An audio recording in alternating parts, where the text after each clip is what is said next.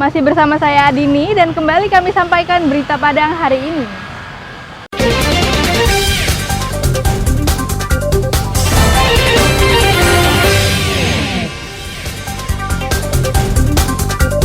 Tahapan Pilkada Padang baru ditabuh. Baliho balon wali kota telah bertebaran di jalan raya. Guna memastikan kesehatan hewan kurban, petugas memeriksa kesehatan sapi. Sapi yang sehat akan diberi label.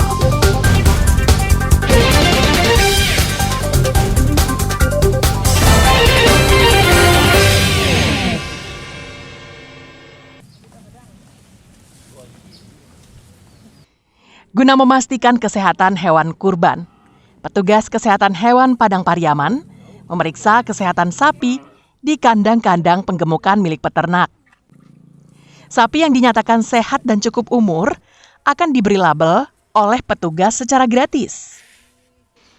Langkah ini dilakukan agar konsumen yang kurang memahami kesehatan sapi tidak ragu membeli hewan kurban. Pemeriksaan kesehatan sapi ini semakin marak dilakukan petugas jelang Idul Adha dan menyasar kandang-kandang penggemukan sapi yang saat ini menjamur di Padang Pariaman.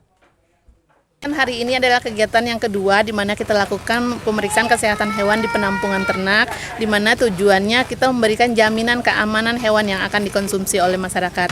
Kita periksa sapinya, kalau misalnya itu sehat, kita beri label sehat dan itu sudah bisa didistribusikan ke masjid-masjid yang akan melakukan kurban.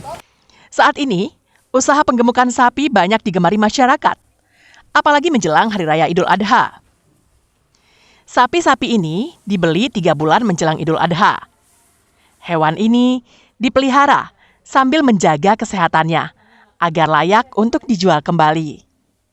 Usaha ini cukup menjanjikan karena seekor sapi yang telah dipelihara selama 3 bulan bisa mendatangkan keuntungan hingga 3 juta rupiah.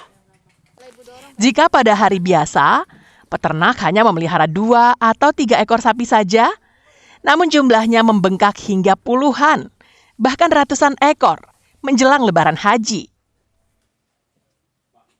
Jadi sebelum sapi masuk ke kandang, kita observasi dulu.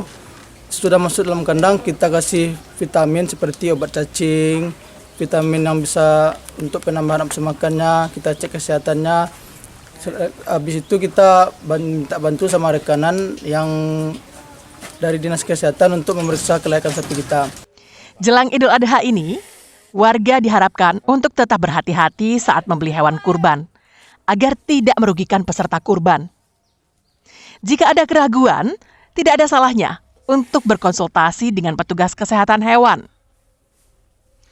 Sejak dahulu kala, di Sumatera Barat, sapi menjadi hewan favorit untuk dijadikan hewan kurban saat Idul Adha. Eki Rafki melaporkan dari Padang Pariaman. Boleh.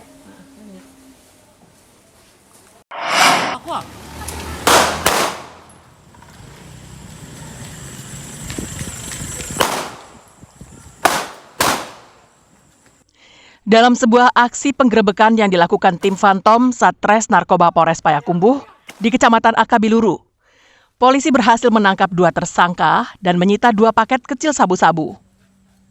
Penangkapan yang dilakukan pada Senin malam itu berawal dari informasi warga bahwa sekumpulan anak muda sedang bertransaksi sabu-sabu. Polisi yang mendapatkan informasi berharga itu langsung bergegas menuju lokasi. Namun di lokasi itu suasana menjadi ricuh.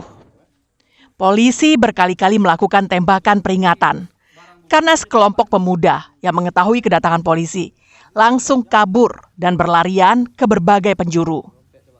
Polisi pun kocar-kacir mengejar para pelaku. 2 di antaranya ditangkap petugas karena terjebak gang buntu saat kabur.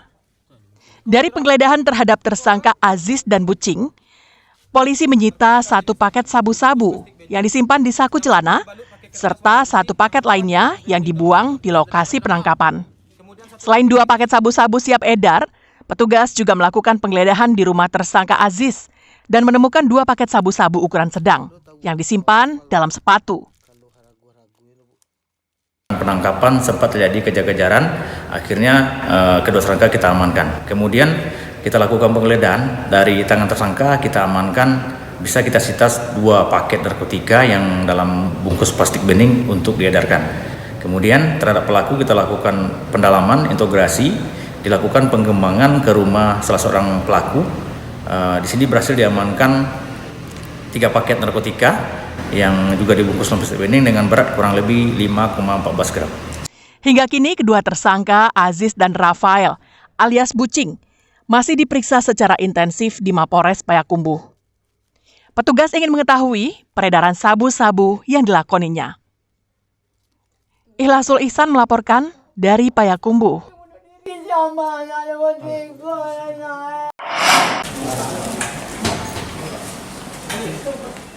Setelah memeriksa 23 saksi dari berbagai kalangan, seperti wakil rektor, bagian keuangan, bagian perencanaan, hingga mahasiswa, Kejaksaan Negeri Padang menetapkan Muhammad Asral sebagai tersangka kasus korupsi penyalahgunaan dana kemahasiswaan di Universitas Andalas yang merugikan negara lebih dari $0,5 miliar. Modus yang dilakukan tersangka adalah menarik dana kemahasiswaan dan memindahkannya sebagian ke rekening pribadi. Kasus itu terungkap dari adanya temuan dugaan penyelewengan dana kemahasiswaan tahun 2022 sebesar lebih dari Rp600 juta yang dilakukan salah seorang bendahara. Tersangka bisa melakukan itu karena jabatannya sebagai bendaharawan pembantu di Universitas Andalas. Jaksa menjeratnya dengan Undang-Undang Pemberantasan Tindak Pidana Korupsi dengan ancaman hukuman maksimal 20 tahun penjara. Usai diperiksa Senin kemarin, tersangka langsung ditahan di Rutan Anak Ayah selama 20 hari. Tersangkanya adalah inisial MA selaku bendahara pengeluaran pembantu akademik pada bidang kemahasiswaan. Sudah kita tetapkan tersangka, lalu dengan ini juga kita lakukan penahanan selama 20 hari ke depan di Rutan Anak Air kelas 2B Padang. Kasus ini mencuat ke permukaan pada Agustus 2022 lalu.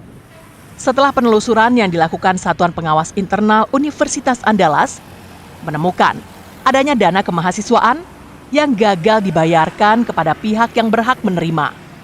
Beberapa kegiatan kemahasiswaan, insentif bagi mahasiswa berprestasi, dan kegiatan lainnya tak menerima dana yang seharusnya. Padahal kegiatan itu telah dilaksanakan oleh mahasiswa. Robiham melaporkan dari Padang. Pemirsa, demikianlah perjumpaan kita dalam Berita Padang hari ini.